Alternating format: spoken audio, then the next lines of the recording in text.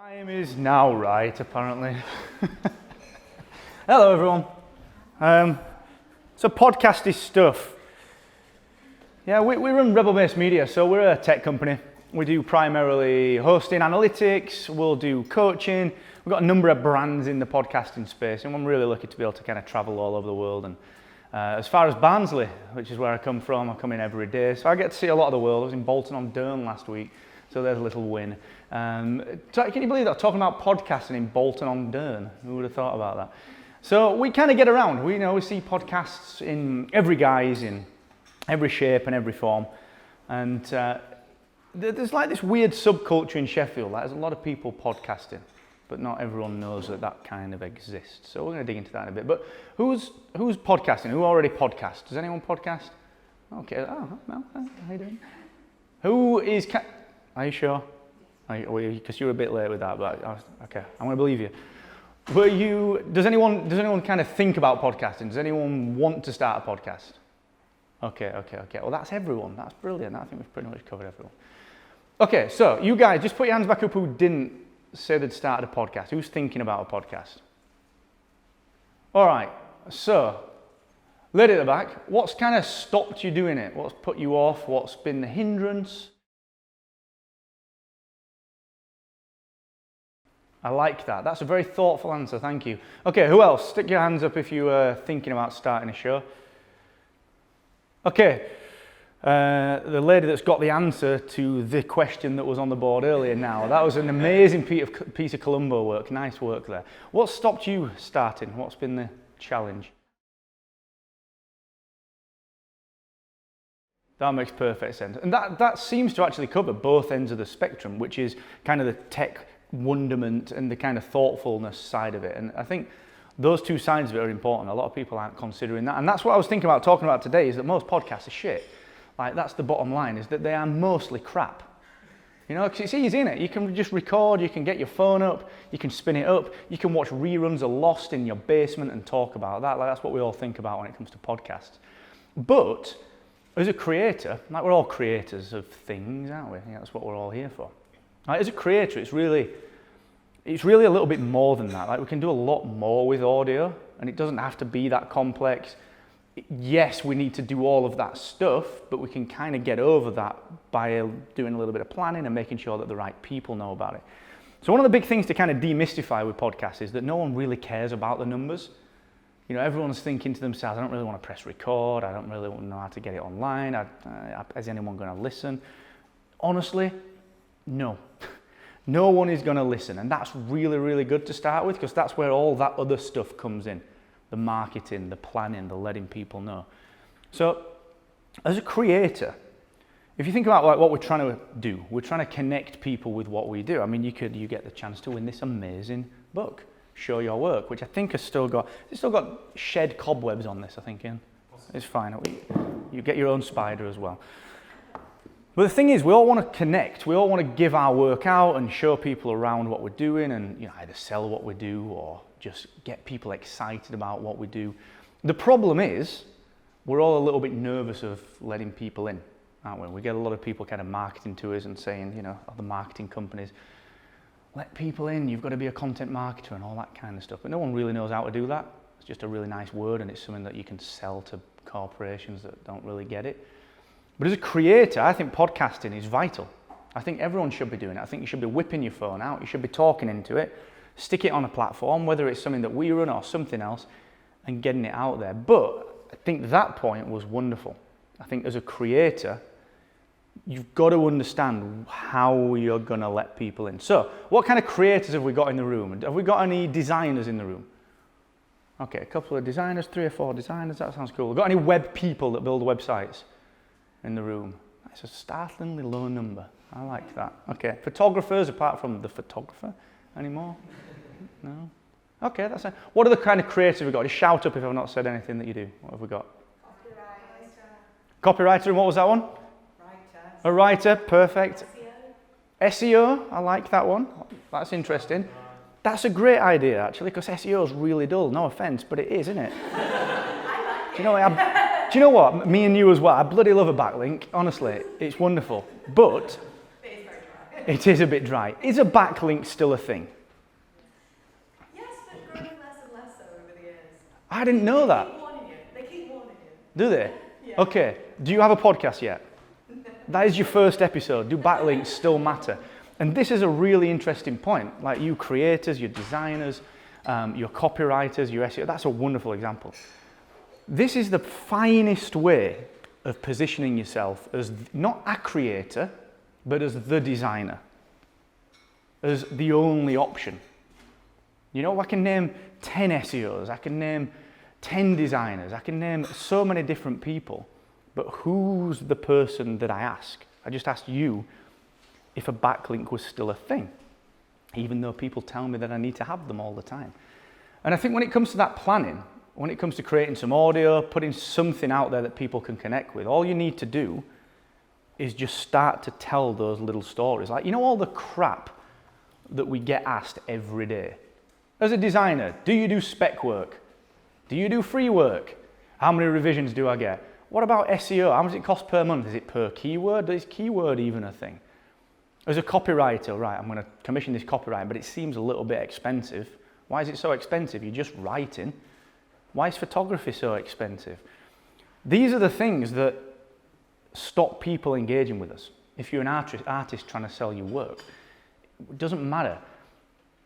These things stop people engaging with us. And the reason for that is that now you are my SEO person. I guarantee it, if I want SEO, I will hunt you down. And the thing is, the reason for that is that you gave me an answer. You told me something that I needed. And why is copywriting so expensive? The answer is it's not. You're just a cheap ass.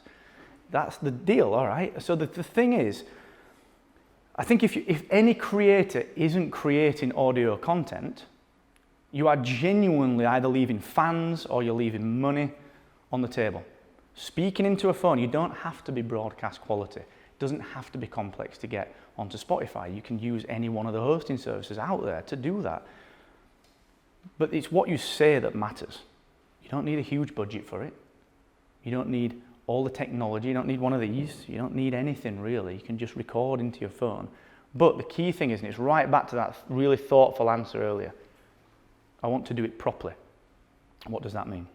Well, it means taking that question. Do you do spec work? You designers. If you do, why do you? What kind of spec work do you? Should you do? What's your opinion on spec work? What do you stand behind? What do you believe? If you can produce that kind of content and then get people around you listening, that's the goal of the audio that you create. That's the power of what we can do with podcasting now. It's not like it used to be back in the day where you got to interview an entrepreneur and put on fire at the end of everything, or you've got to put preneur at the end, or talk about lost in your pajamas with your friends that never see the light of day. It's not about that. It's about, actually, for us as creators, finding, we all heard the old Kevin Kelly 1,000 true fans. We all heard that one? The idea of just if you've got 1,000 true fans, you can make an absolute stonker of a living. Well, you're in Sheffield, you're all creators, it's a hotbed of talent, it's a hotbed of people ready to buy what you're doing, or just even be interested in what you're doing. You only need 50 fans in Sheffield, and business and life just becomes a lot easier. And I think audio is the way to do it. Turn up at places like this, and if you answered that with backlinks are still important, it's on episode 10, you'd get maybe 30% of the people listening. So that, I think, is the power of audio. And I think if you're not creating it, I think you're missing a trick. So get the phone out, start recording, start planning who you're going to tell and when you're going to tell them, press record, and just get started with that. Have I gone over, Ian? I don't know, I'm not counting. Neither am I. Maybe we should have started that. Okay, that's cool then. So, like I said, I firmly believe that. I do think that every creator should be putting audio content out. Does anyone have any questions about audio? I'll get down in a sec, so I'll let you get up. But any questions about podcasting or audio? Hello, sir.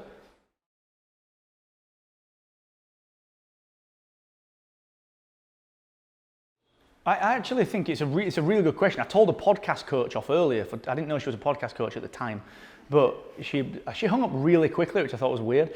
But she was saying the same sort of thing. Like, I teach my clients who are paying me thousands of pounds every single month that they should do it every week. But I hear you on that, and I agree with everything that you're saying with that. But the key thing is, It's like I mentioned, like you are now my SEO person. Like legitimately, I will find you, and if I need advice on SEO, I will ask you. And that's the power of this thing. It's in that question and answer. It's in the entertainment. The frequency of the question and answer doesn't really matter. I think it's how you educate people. So you and I, we've now got a report. You and I, we've been talking about copywriting. It doesn't matter that schedule unless you don't tell people. So if I just take my car into a garage and they say, guess what, it's going to be back at 5, and guess what, at 5 o'clock the car's not ready, I go nuts because I need my car, I planned around everything, this is insane, what's going on? But if he rings me at 4, says, you know what, Mark, actually, those brake pads are a little bit late, it's going to be 9 a.m. tomorrow, I don't care, I don't mind, because I've been told. So I think you're right in terms of, it becomes a tyranny to stick to a schedule, but what I would urge is just communicate what you're going to do. Just say to people, I might do this every week, I might not, but never at the end of an episode. Don't put anything important at the end of any audio content. Put it at the beginning. No one's listening at the end. Put it at the beginning and tell people, do you know what, guys? This is out today on Tuesday. Next week I'm not going to be here because I'm going to be on holiday. But don't sweat it. There's still the back catalogue. I'll be back the week after. So it's just setting that expectation, letting people know when you're going to be there, because a weekly show is really, really tough. So that's what I'd say. Just give people an expectation of when you're going to be there, and it doesn't have to be every week. If you think about I'll put a pin in after this, but think of someone like Dan Carlin. He does 4-hour podcasts, 4-hour in one go, and he releases them like maybe every 6 months. It could be 9 months or 1 month. And if you talk to Dan, which I've been very fortunate to do, you talk to him about his planning process. He's like, what planning process? I just release it when I'm finished. And I just tell people, it's coming in a week, it's coming in 2 weeks. So get off that hamster wheel a little bit and just give yourself a break, but tell people what's going on. And I think you'll keep most of your listeners that way. Thank you very much. Before you go, was there yeah. any more questions? Oh yes, there's more, this is good. I only saw one hand go up in. I didn't want to be that guy that was like, and any more, and then there's none. Theoretically my job, but Sorry. Does anyone have any questions? Oh, wow, there's quite a lot. So go ahead, Joanne, the first time round. Thank you. So sometimes it feels like the world has gone very, very visual, and obviously sort of capturing moments in your day and your thoughts. Sometimes people turn to sort of visual, visual mediums first, actually, so Instagram stories, we go for that. Is there any way you think that you could sort of encourage people to go audio and sort of record, get into podcasting potentially by sort of recording excerpts of the day in a signed format, audio format, rather than going to visuals first? Yeah, I think so. I think a lot of podcasts started like that, audio journals. Like my podcast is 7 minutes every day, and I'm stretching it at that. I'm padding.